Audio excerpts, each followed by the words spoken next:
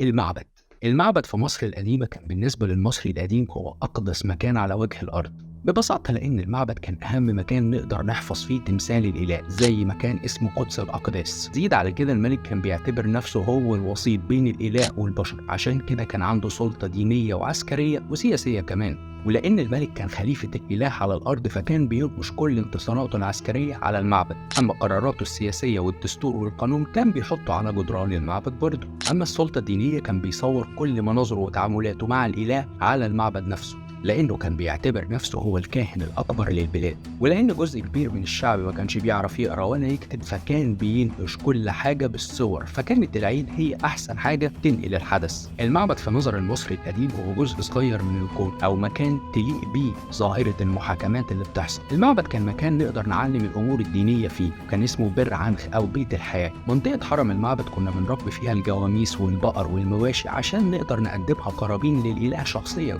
المصري القديم كان بيقول على المعبد حوت نسر أو قصر الإله، لكن كل معبد كان ليه اسم. عندك مثلا الأقصر كان اسمه إيبت ريسي يعني الحرم الجنوبي، معبد الكرنك مثلا كان اسمه إيبت سوت يعني البقعة المختارة من الإله. في النهاية المعبد زيه زي المسجد والكنيسة في الوقت الحالي، لكن كان ليه قدسية محدش يتخطاها، قدسية طاهر أطهر من أي مكان على الأرض. أنا خالد أشرف، كل أسبوع بكلمك عن معلومة في دقيقة.